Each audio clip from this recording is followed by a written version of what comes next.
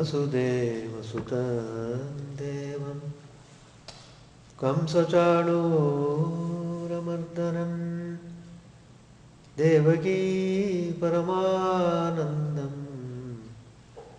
Krishnam Vande Jagadgurum Asato Ma Sadgamaya Tamaso Ma Jyotirgamaya Mrityoramavrtangamaya Om Shanti Shanti Shanti.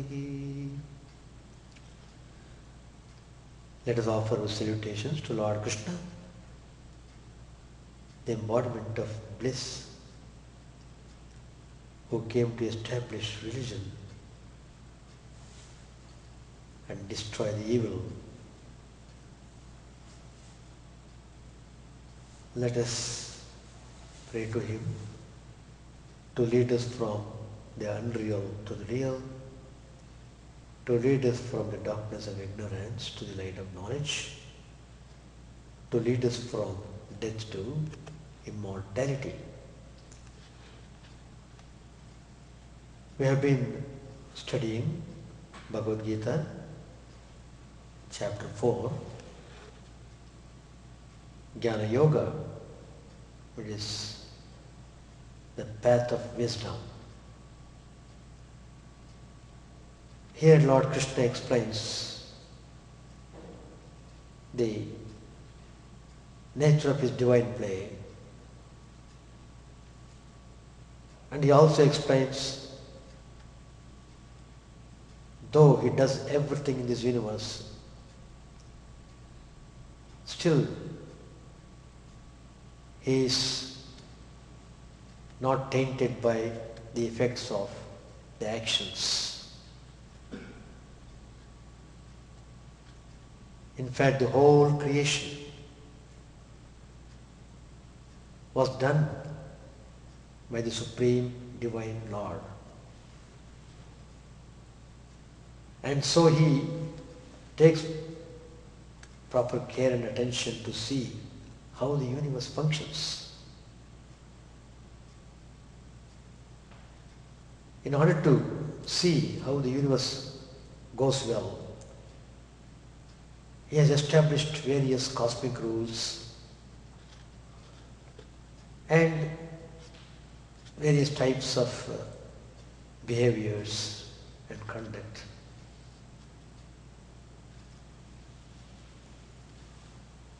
So he has done all these things to monitor the function of the universe.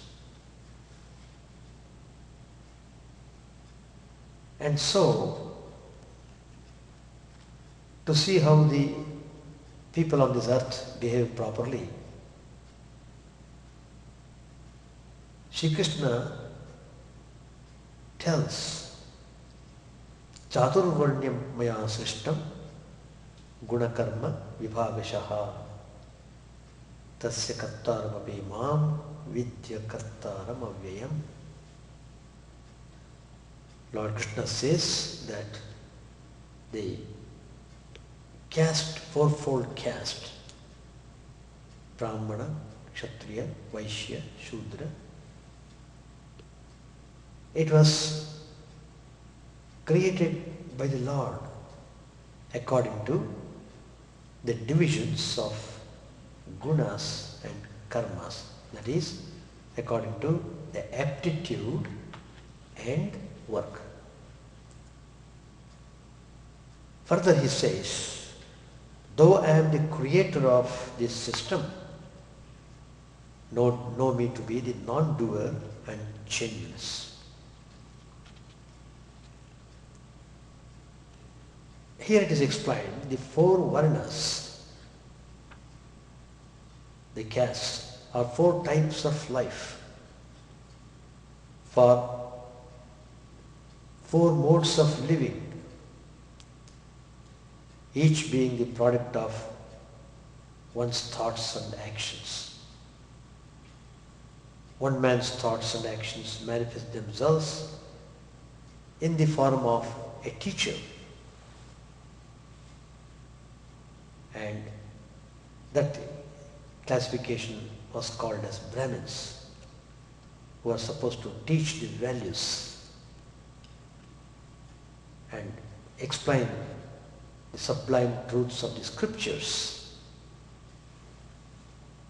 and to see people follow the moral code of conduct. And they themselves should be devoted towards prayers, worship, and teaching, and helping the community, society, to the best of capacity. Others in the form of a warrior, kshatriya. That's also very necessary. Otherwise, how to control the people? So in order to keep them under discipline, the warrior class was intended. Those who are bahubala, those who are very strong in their physical strength, who are born with rajasic quality, they are called kshatriyas.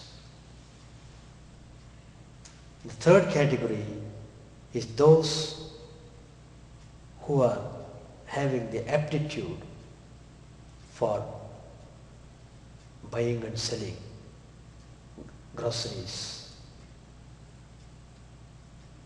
That's also important. If you have got good grocery stores, people go and flock. And they are called Vaishyas.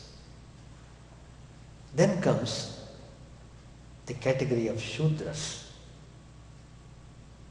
Please note that these are not graded according to inferiority, superiority. It was never Lord's intention. Actually, what is the function of the Shudra? It is his humble attitude to serve. Serving quality is predominant in the Shudra community. And Lord says, Sarva Bhuta Adivasam. I am dwelling in every one. So, God is dwelling in all these four categories. If you have studied Purusha Sutta, there it is clearly mentioned how these Brahmana, Kshatriya, Vaishya, Shudra are all born of his body. They are all part and parcel of the Lord himself. But people out of ignorance, out of lack of understanding of the values, they degrade themselves into a complex way of thinking. So it is open to the embodied being to become according to his gunas. Guna means qualities. So one can definitely become Brahmin. In fact, Swami Vivekananda would say, please give education to everyone and raise them to the level of Brahmins. Raising up is important, not a cutting down. Swamiji was very emphatic about that.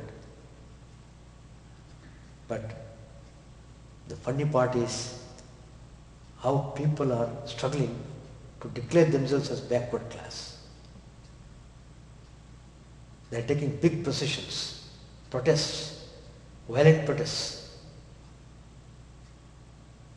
Why? We have to be declared as backward. Not that they are feeling proud to become backward. simply because they are getting some benefits. So, Swami Vivekananda says, give education to one and all, irrespective of anybody. Give them. Let them take according to their capacity. Giving should be our motto.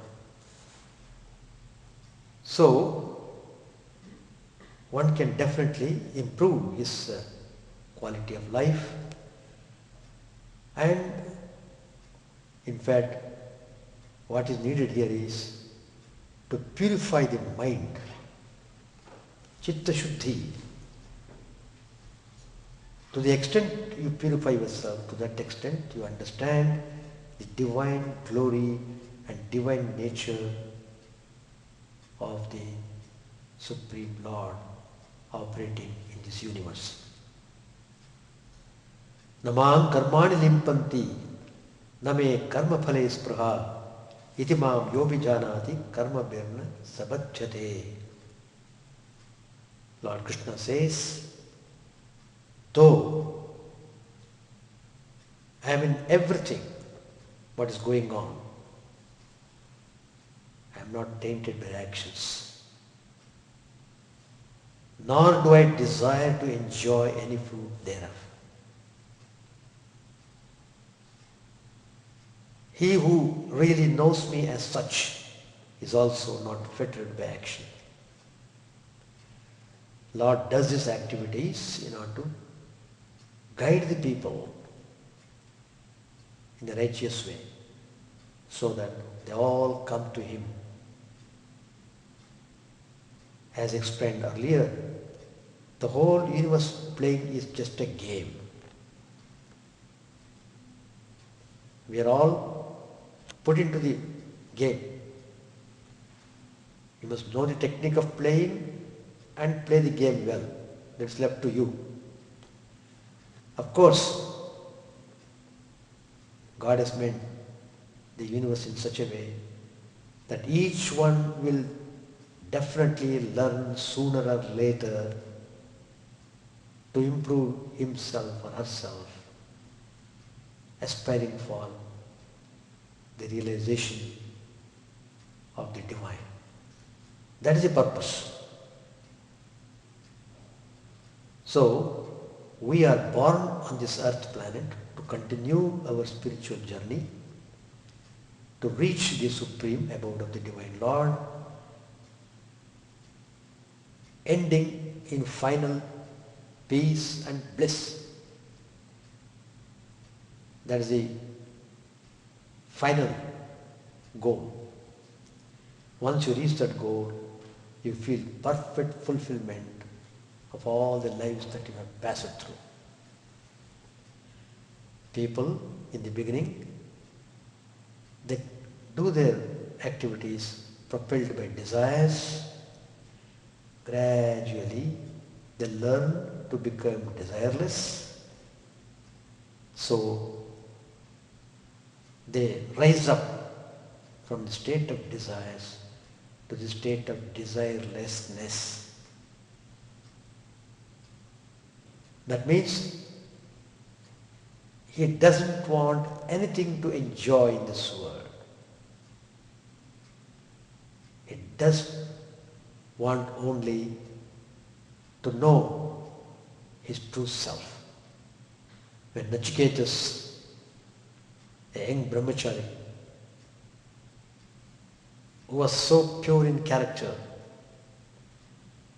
robust in health, he went to the abode of Yama, god of death. In his mortal body, you must know that.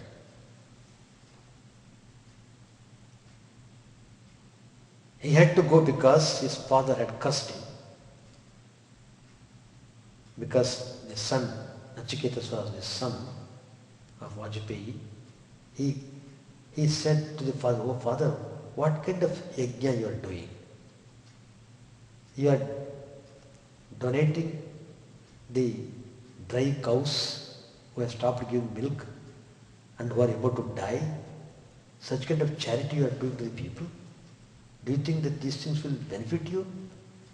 Do you think God will be pleased by this kind of yajna, what you are doing now? Is it not ridiculous? Father became angry. Then the son says, you are all giving charity, so many things, all these things. To whom you are giving me?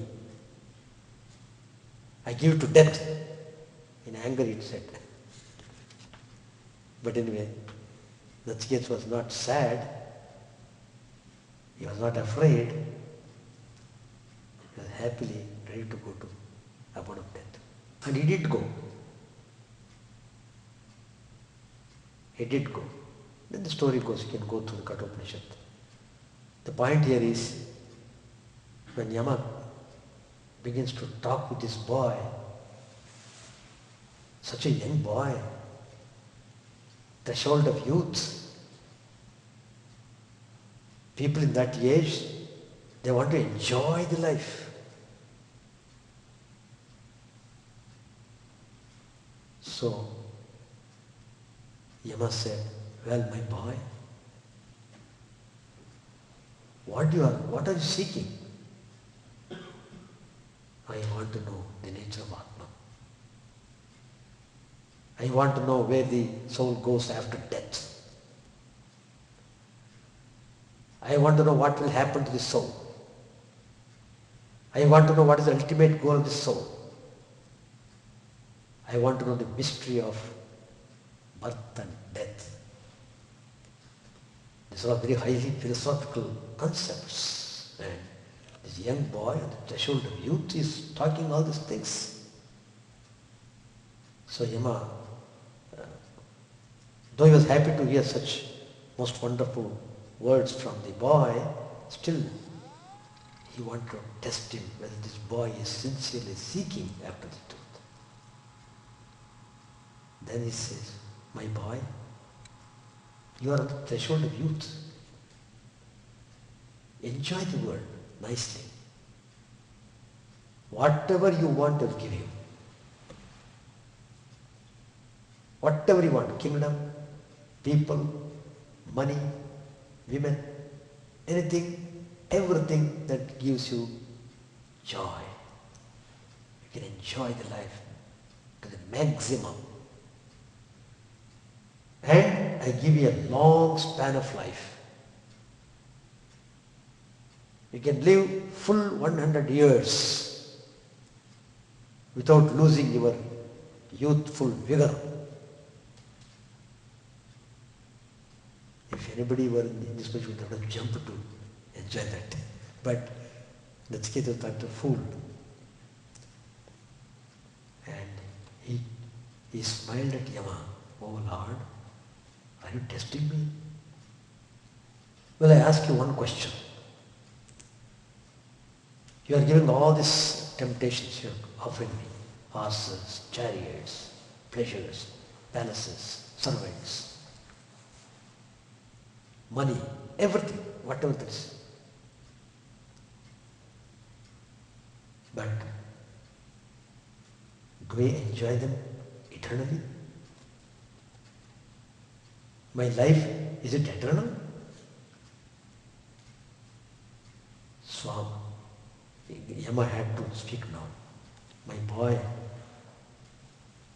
that cannot be. It doesn't go for eternity.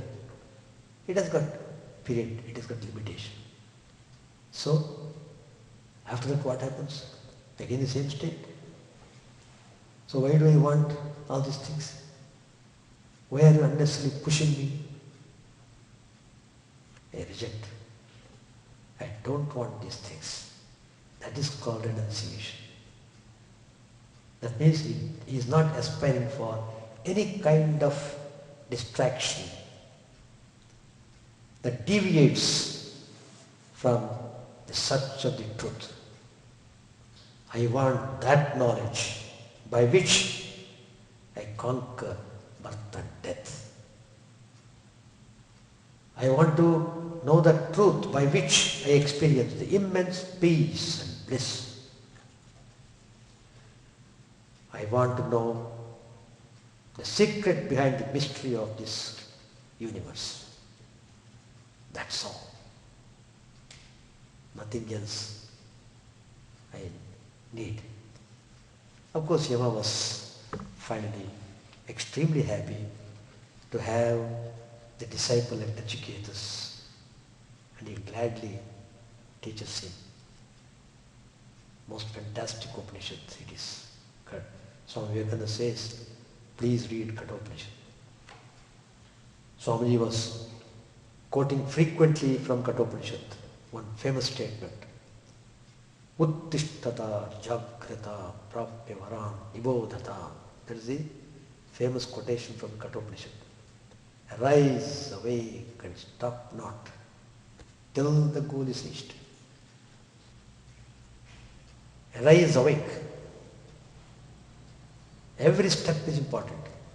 So we are born on this earth to arise and awake, not to sleep and die like a fool's. You have to become wiser and wiser in every birth you are born. That's the intention. So, God has created this universe, all these tremendous categories, infinite varieties, everything infinite. Don't grudge. On the other hand, be happy. Oh, God has given infinite varieties and opportunities for me to explore myself towards the truth. That attitude you should develop. So, Lord Krishna says, I am acting for the sake of the humanity, not due to any personal desire or for any personal benefit, but grace and compassion on mankind. Grace and compassion. Kripa, daya. These are the two factors which force the Divine Lord to incarnate Himself on this plane. Undergoes all suffering, more sufferings than what we do. Our sufferings are trash. It is nothing compared to the sufferings undergone by the incarnations. See how Sri Ramakrishna suffered. See how Holy Mother Sri Sharda Devi suffered. See how Swami Vivekananda suffered. But through all these sufferings, they were not perturbed. On the other hand, they were shining with tremendous peace and cheerfulness. Tremendous bliss. So, the Lord's actions are unfettered, free, and result not in bonds of birth and death.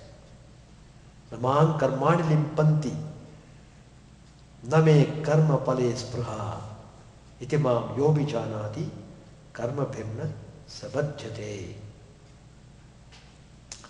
So he who understands this special quality and mission of the Divine Lord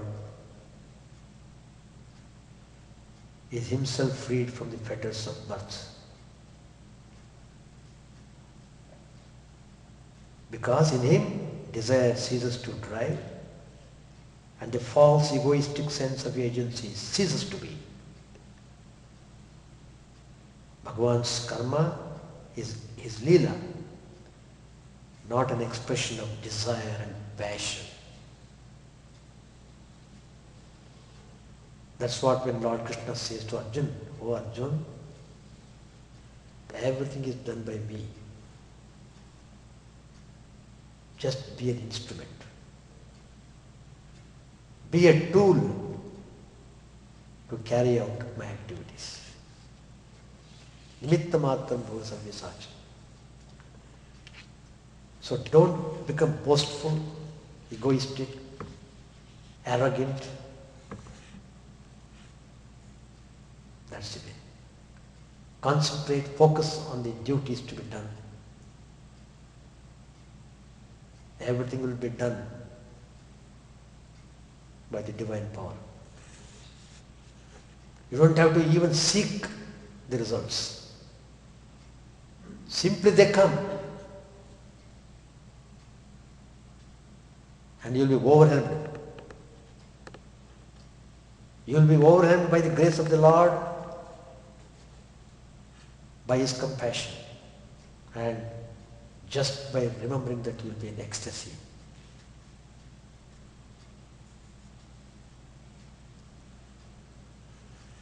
The Lord, it is true, is the unseen background of every action, but He is not entangled in the movement of objects.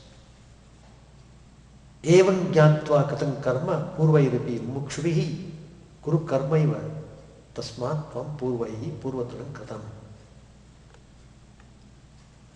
So, all the people in the past who are struggling to realize the truth, who are struggling to get liberation, they performed actions in a selfless way. So, Arjun, you should also do such actions which were done by the sages like Janaka, Vishwavan, Manu and others of ancient times. But one who has no self-knowledge should perform actions for the purification of the mind, but one who has self-knowledge should perform actions for the sake of uplifting humanity. See, the more you become selfless, the indication is you become more and more compassionate. More and more compassionate.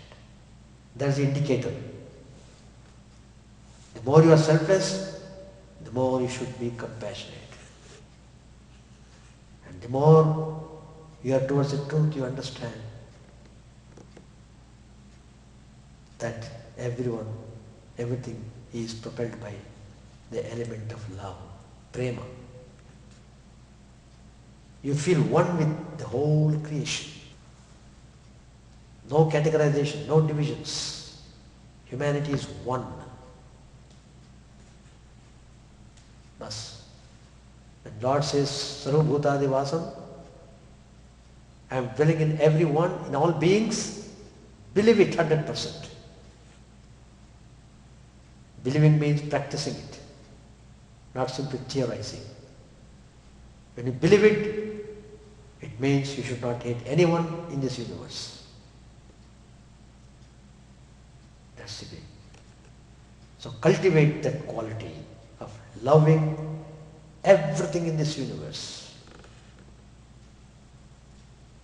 Kim karma, kima karmeti, kavayo pitra mohitaha, tatte karma pravakshyami yajñātva mokshaseya shubhat. Even the intelligent find it perplexing to determine what is action, karma, and what is inaction. Now, Bhagavan says, I shall tell you about action, knowing which you will be liberated from all sins. That means you will be liberated from the cycle of births and deaths. Karmanoshyapi bodhavyam bodhavyam cha vikarmanaha akarmanascha bodhavyam gana karmano gatihi. It is very difficult to fathom the intricacies of action. So one has to clearly understand the distinctive characteristics of karma right action. Vikarma, forbidden action. Akarma, inaction. So 3 activities are there. Please note that. Right action, forbidden action and inaction. Karma, vikarma, akarma. It is important to discriminate between appropriate action, forbidden action and inaction. Please note the 3. Right action, wrong action and inaction, or the actionless state. Scholars argue about the meaning of this verse. But the majority think Sri Krishna speaks of what is to be done, what is not to be done, and what is not doing anything. Now, this is explained in the next verse. Karmanya karmayah pasyeda karmanya karmayah sa buddhiman manushyeshu sayuktaha kritsna karma krit. One who sees inaction in action and action in inaction is intelligent among mankind. He is a yogi and doer of all actions. Now this verse says, the one who sees inaction in action and action in inaction is a wise person, a yogi. Having reached this point, you have accomplished everything. You do and at the same time do not. You do not, yet still you do. You sleep and sleep not. You eat, yet eat not. So on and so on. 2 different things that look like opposites. But the wise person knows the difference. You see the inaction amid all the actions. How? That means you know there are 2 different things in the same experience. 2 sides of the same coin. One acts, the other observes. Observes. The observer is the witness. As a witness, you don't act. As an actor, you don't witness. If you are a wise person, you take both positions simultaneously. You know who is doing and who is observing. And because you know how to be the witness, then even though your body and mind may be doing things, you know it is not you who is acting. But in the previous verse, Lord Krishna finishes by saying, the way of karma is impossible to understand from the viewpoint of the onlooker who sees somebody doing something. The onlooker cannot tell whether the person is acting or not acting. Only the one doing the action will know. This is very deep. To understand karma, one has to rise up to a certain level where it is possible to discriminate correct action, wrong action and inaction. A simple example is given. Lotus flower blossoms when the sun comes up. When the sun goes down, it closes. Is it the sun that causes the blossom to open in the morning and close in the evening? Ask the sun, why are you doing that? The sun says, I don't know anything. All that I know is I am here.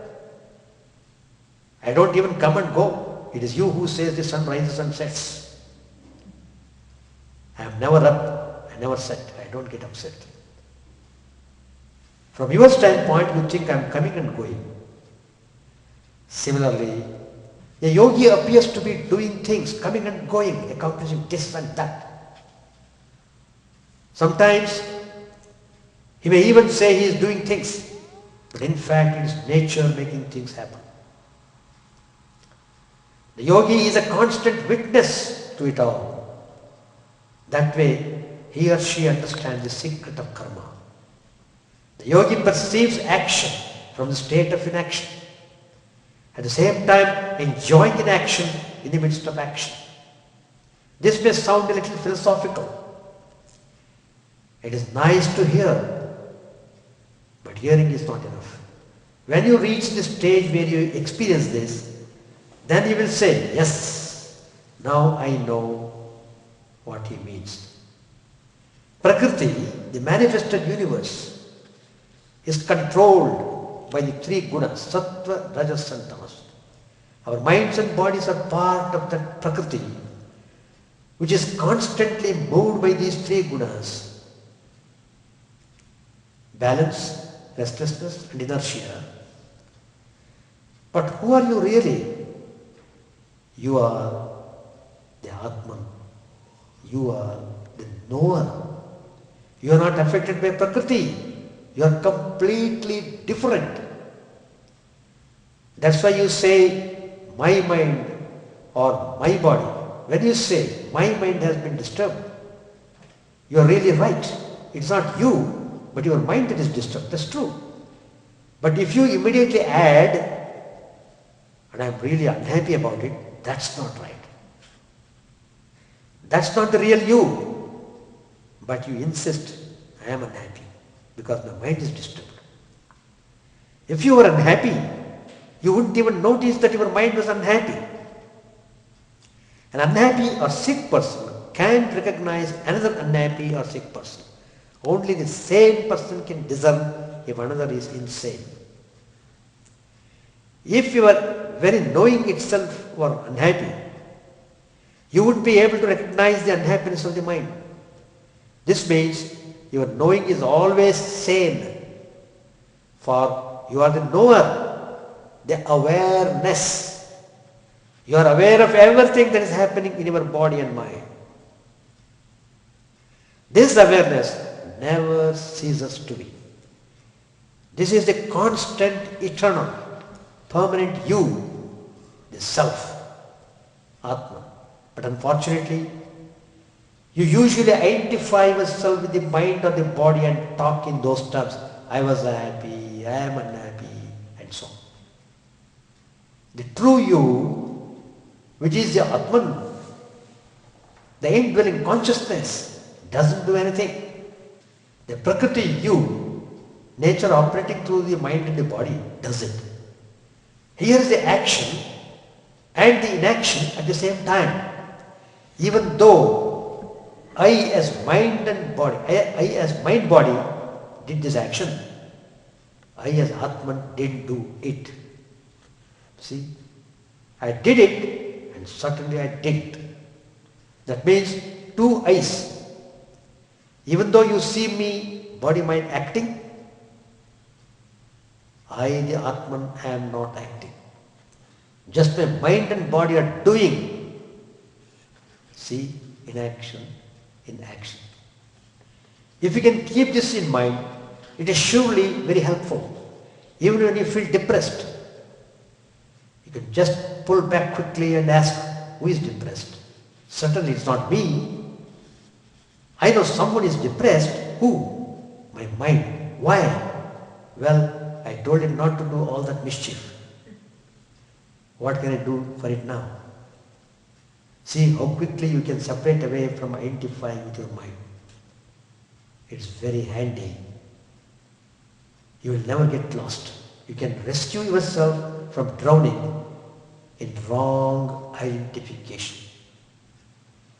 The very moment you separate from it, the agony is gone.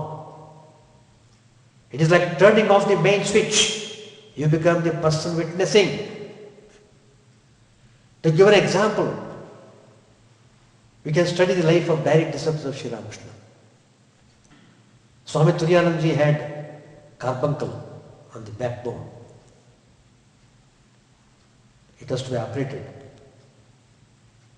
The doctor came and said, well, you need surgery. Then Swamiji said, well, give me 5 minutes time. Allowed. After 5 minutes, you do it.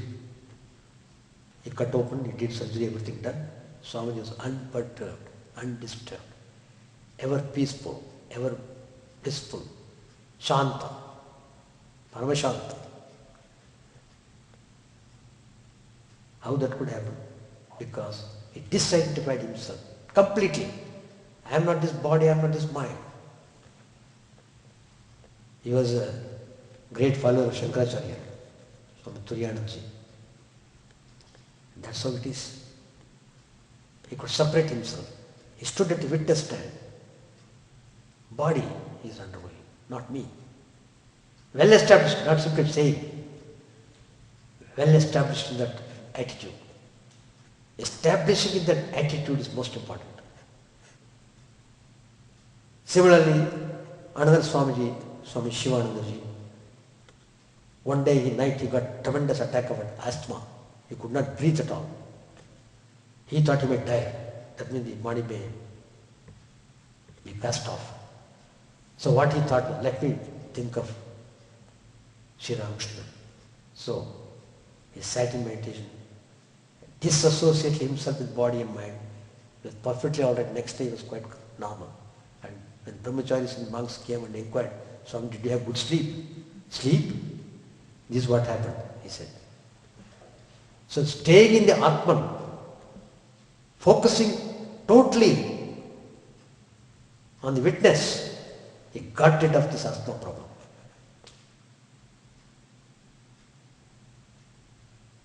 That's the way. Even if you take Sri Ramakrishna's life, he was having cancer at the throat. With all that pain and everything, he could not even drink water. Tremendous pain. Still, one day, it was amazing. He woke up from the bed, was running outside the building and going towards the tree. The tree is still available in the, if you go happen to see Kasipur garden, you can see the tree where Sri Ramakrishna went. And within a few minutes he came back running back to his place and lying down. Holy Mother asked, what is happening? How could Sri Ramakrishna, who could not get up with so much intense pain in the throat, running and coming back? Then out of curiosity, Mother went and asked Sri Ramakrishna, Master, what is it? What is the matter? Why did you run like that? Oh, you saw. I went there because to save the disciples. Because there is a serpent there, cobra. It should bite, because these brahmacharis would go there near the tree and that would bite and they would be killed. So in order to save them, I went and asked that serpent to get away from here. Just like Sri Krishna. Sri Krishna drove away Kalika, Kalinga Sarpa, just like the Sri Ramakrishna did here. In spite of all this suffering, Sri Ramakrishna's face was beaming with joy, beaming. How? How could it happen? Because he is well established in the Atma. Fully established. That's the way it is.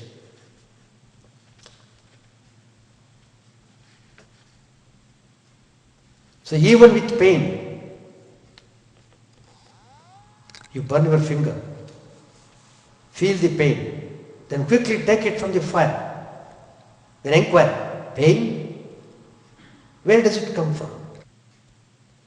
Who is complaining of pain? Who got burnt? Who knows that? As you start analyzing the pain disappears. But when you identify with the body and mind which experience the pain, you are definitely in agony. The minute you separate from it and start analyzing, it no longer affects you. If you get this point, it's very useful in day-to-day life. There's no need to get lost in all the ups and downs. So, that's the way how we should understand this karma, vikarma and akarma.